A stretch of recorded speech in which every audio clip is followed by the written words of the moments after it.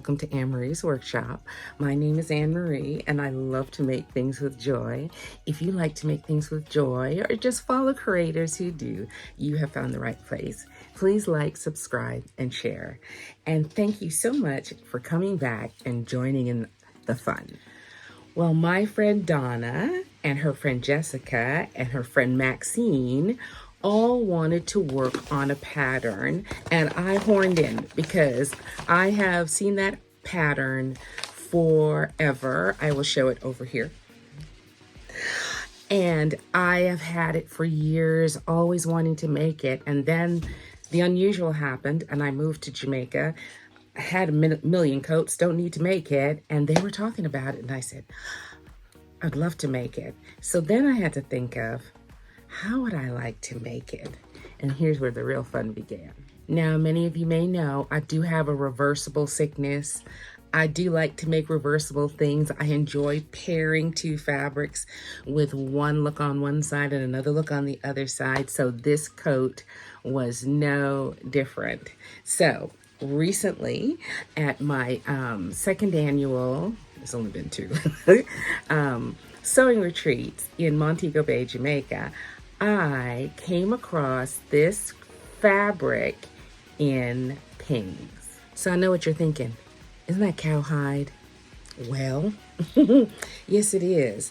But it's such a fabulous upholstery fabric in that it actually has kind of the weft of the cowhide, like faux hair looking stuff. And I just thought, oh, I don't know when. Connie and I were standing there going, that thing is crazy. It was in the clearance section upstairs. And she said, that's crazy, Anne. I was like, I know. I need to get it. So this was the first fabric I got, not knowing about this collab challenge or anything like that, but it stayed in my mind. Okay, now I also love an ultra suede, and this was an ultra suede lace. So it's kind of funny. I didn't know what I was going to make it from it, but it was on the $150 a yard section of the store. Now, I love to go to that store for inspiration. I love the challenge. $150 is about 94 cents a yard. So I got about 6 yards of it, folded it up, put it in with my other ultra suedes and said, one day something will come up and I'll use it. Something came up. So the first thing I'm going to show you is, the lace side or the cowhide side. Let's do the lace side first. This is the lace side.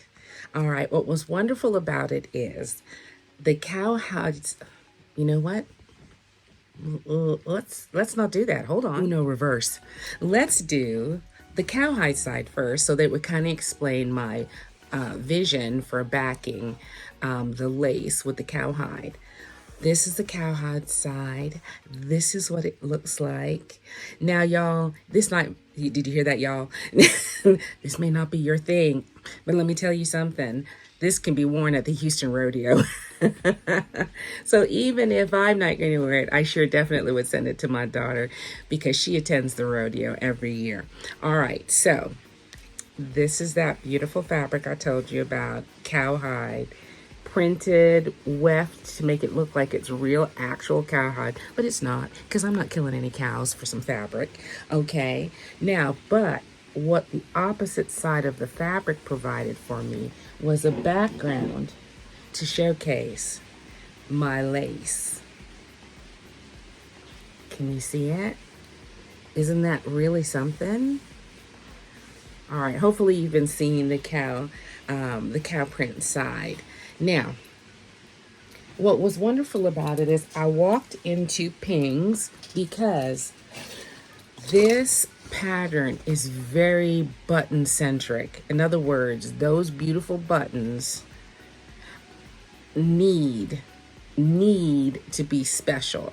And I have been challenged by button things in Jamaica, finding buttons. But Ping's, she never lets me down because I don't know what's going on in Ping's. If it's a teleport place to the sewing nirvana or something, they had a button that worked perfectly. Hold on, let me go near over there. Yeah, okay? It had a little bit of copper look in the center, gold. It had different that went perfect with this coat on that side. Now, if you think that wasn't enough, they also had these buttons that were, do I have any left? Hold on, y'all. I have dropped these buttons. They have rolled to all parts of the sewing room. So hold on. Let's hope I have one left. Yes, I do. I do. These mother of pearl-esque type buttons, darker on one side, lighter on the other side, and they work perfectly on the lace side. Okay, so I had gotten my buttons, I had my fabric. Then it came down to figuring out how to make this reversible. Now, first of all, this pattern is not designed to be reversible. It is not. Okay, so I had to figure out how I was going to manage the front and the neckline edge, because it involved getting pretty, I had to think about it a long time. So what I ended up doing is, let me take the belt off. First of all, you need 2 belts. I have one in cowhide and one in suede lace, because you can't replicate excuse me, can't replicate it again. All right, so the major breakthrough that I had in making this reversible was that I had to realize that the collar, which is supposed to be attached to this facing right here, would have to be separate. All right, so I had to separate it. It's lace on one side, cowhide on the other. I had to make a flange for the cowhide and a flange for the suede lace and encase it inside the front of the coat. Okay, so the reason I did that is because I was going to have to attach the collar along the neckline edge up here, instead of just stitching the whole thing together like you're supposed to.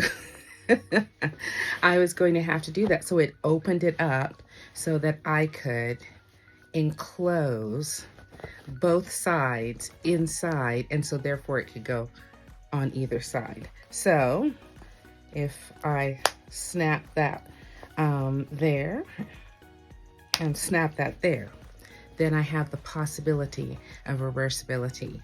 Now, the snaps were an idea from a master's class that I watched with Marc Jacobs. He had these beautiful Italian silks designed gigantic buttons. And he was like, no, he was not going to make a buttonhole. He was going to back the buttons with these gigantic snaps. And it has been, for me, a game changer ever since, because I love an outrageous button, but sometimes I don't really want to have gigantic buttonholes. There was just too many opportunities for me to mess that up. It's the truth. Now, I also opted to only use the large pockets on the cowhide side. I decided not to do it, have the patterns on the lace side. I just didn't like the look, and I just decided not to. Now, the only beef I have with this coat, okay, that was a pun, my daughter would like that. Only beef I have with this coat is I really think it's more of a cape, because this part of your coat is open. And if this is supposed to be about serious, not just style, but serious temperature control, this is not going to do it, because that New York wind is going to whip around the corner and go all in here, and you're going to be very, very cold. But it is a vibe. It has a look. So I can wholeheartedly recommend this pattern. You do not have to make it reversible. I just love the challenge of it. I love the lace. I love the cowhide. I just think it's a wonderful piece. Now, I do not have a brown cowboy hat. Might have to rectify that. Or if it's going to Houston to my daughter, I don't have to worry about it anymore. But thank you for coming along. Thank you, my fellow cohabers, for letting me in on the fun.